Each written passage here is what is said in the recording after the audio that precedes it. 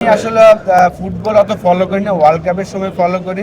আর্জেন্টিনার সাপোর্টার আমি যখন ঢুকেছি তখনই আমাদের একটাই কথা ছিল যে টপ 4-এর একটা ব্যাটসম্যান যেন এভরি টেস্ট ম্যাচে একটা 100 করি। আমরা দেশি কোচ আমরা যারা কাজ করছি, আমাদের কিন্তু শুধু একটা স্কিল না, আমরা সবগুলা স্কিল নিয়েই কাজ করার চেষ্টা করি। অস্ট্রেলিয়ার সাথে আমরা 2005-এর কার্ডিফে উইন করেছিলাম, এরপরে আসলে আর কখনোই না। দেখেন, সবসময় আমি বলে আসছি যে আমি 6 মাস হয়েছে ঢুকেছি বাংলাদেশ টিমের। আমাদের টেস্ট টিমটা কিন্তু সবচেয়ে এক্সপিরিয়েন্স একটা দল। আপনি যদি দেখেন যে আমাদের প্রায় 4-5টা প্লেয়ার আছেন যারা 50+ টেস্ট ম্যাচ খেলেছেন। মুশফিক তার 100তম টেস্ট খেলেছেন, মমিনুল 78 টেস্ট ম্যাচ খেলেছেন। তো এক্সট্রিম মশার কয়েল প্ল্যান্ট ফাইবার দিয়ে তৈরি, তাই সহজে ভাঙে না, সুগন্ধিযুক্ত ও নিরবিচ্ছিন্নভাবে জ্বলে। ডেঙ্গু, চিকুনগুনিয়া বাহি সহ যে কোনো মশার বিরুদ্ধে দেয় এক্সট্রিম সুরক্ষা। এই ধরনের একটা টিম যখন খেলে তখন আসলে কাজ করাটা সহজ, কারণ তারা জানে তাদের কি করতে হবে। তো আমি যখন ঢুকেছি তখনই আমাদের একটাই কথা ছিল যে টপ 4-এর একটা ব্যাটসম্যান যেন এভরি টেস্ট ম্যাচে একটা 100 করি আমরা। যেহেতু আমি ঢোকার পরে আমাদের 18টা টেস্ট ম্যাচ, নেক্সট 2027 ওয়ার্ল্ড কাপের পর্যন্ত আমাদের মনে হয় 18টা টেস্ট ম্যাচ। তো আমাদের লক্ষ্য ছিল যে এভরি টেস্ট ম্যাচে যেন আমরা একটা 100 করতে পারি। আলহামদুলিল্লাহ লাস্ট 4 টেস্ট ম্যাচে আমাদের 7টা সেঞ্চুরি হয়েছে, অলমোস্ট 12 থেকে 14টা 50 হয়েছে, এবং 50গুলো বড় বড়। আপনি দেখেন যে মমিনুল 91, 82, সাদমাম 80 করেছেন। তো মমিনুল টানা 5 ইনিংসে 5টা 50 করেছেন। তো এই জিনিসগুলা হেল্প করছে আমাদের ভালো খেলার পিছনে। আমি মনে করি যে ব্যাটসম্যানরা যখনই সেট হচ্ছেন তারা বড় রান করার চেষ্টা করছেন। এটা কিন্তু তারাই করছেন তাদের এক্সপিরিয়েন্স থেকে। তারাই প্রত্যেকটা টিমেরই 3টা ফরম্যাটের ক্যাপ্টেনই চাচ্ছে তাদের টিমগুলো যেন ভালো করেন, এবং প্লেয়াররাও সেইভাবেই কাজ করছেন। আমরা যারা কোচিং স্টাফ আছি আমরা জাস্ট চেষ্টা করছি তাদের যেই কাজগুলো আর কি ফ্যাসিলিটিস তৈরি করে দেওয়াটা, প্র্যাকটিস ফ্যাসিলিটিস বলেন, যেটা প্রয়োজন সেই জিনিসগুলো আমরা প্রোভাইড করার চেষ্টা করছি কোচিং স্টাফরা, আর বাকি কাজ কিন্তু প্লেয়াররাই করেন। না দেখেন, আমি যখন শুরু করেছি আমি এখনও তাই করছি। যেহেতু সালাউদ্দিন ভাই ছিলেন অনেক এক্সপিরিয়েন্স একজন কোচ, আমার এক্সপিরিয়েন্সগুলো আমি ওনার সাথে শেয়ার করতাম, তারপরে হয়তো আমি প্লেয়ারের সাথে শেয়ার করতাম। সেই কাজটা এখনও তাই করছি। সালাউদ্দিন ভাইকে মিস করবো ডেফিনেটলি, সামনে যখন উনি আমাদের সাথে যেহেতু থাকছেন না। তো প্লেয়াররাও আসলে আমাকে প্রচুর হেল্প করছে। সবাই যদি যেই কাজটাই লাগছে তারা নিজে থেকে আসছে, এবং আমি আমার চেষ্টা করছি আমার এক্সপিরিয়েন্সগুলো তাদের সাথে শেয়ার করার। আসলে একইভাবে আসলে কাজ এটা মনে করি যে দেশি কোচ আমরা যারা কাজ করছি, আমাদের কিন্তু শুধু একটা স্কিল না, আমরা সবগুলা স্কিল নিয়েই কাজ করার চেষ্টা করি।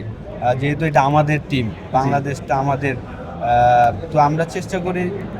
যদিও এটা আমার ডিপার্টমেন্ট, এটা আশিক ভাইয়ের ডিপার্টমেন্ট ছিল, কিন্তু আশিক ভাইকে হেল্প করার জন্য আমাকে প্রয়োজন, সনটেটকে আসে, সালাউদ্দিন ভাই আসে, বা হেড কোচ দেখা যায় যে স্লিপ ক্যাচ দিচ্ছেন। তো ওই সিলি যেই ক্যাচটা ওইটা হয়তো বা ওই সময় আমি ফ্রি ছিলাম বলে আমি রেগুলার করাতাম। হেড কোচ যখন ফ্রি থাকে হেড কোচ করায়। তো যখন ভালো হয় তখন আসলে এই জিনিসটা নিয়ে আলাপ হয়। কিন্তু আলহামদুলিল্লাহ আমাদের টিম বন্ডিং খুবই চমৎকার। কোচিং স্টাফ বলেন, প্লেয়ার বলেন, 3টা ফরম্যাটেরই প্লেয়ারদের সাথে, কোচদের সাথে, ক্যাপ্টেনদের সাথে আমাদের খুব ভালো সম্পর্ক যাচ্ছে আলহামদুলিল্লাহ।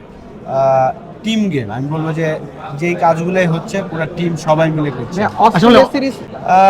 অবশ্যই কঠিন হবে। অস্ট্রেলিয়ার সাথে আমরা 2005-এর কার্ডিফে উইন করেছিলাম, এরপরে আসলে আর কখনোই, যদিও অতগুলো ম্যাচ খেলি নাই, অল্প ম্যাচ খেলেছি, কিন্তু আর জেতা হয়নি, বা কাছাকাছি গিয়েছিলাম একবার যখন আমি ক্যাপ্টেন ছিলাম। 2008-এ আমরা অস্ট্রেলিয়া গিয়েছিলাম, তাদের 198-এ অল আউট করেছিলাম।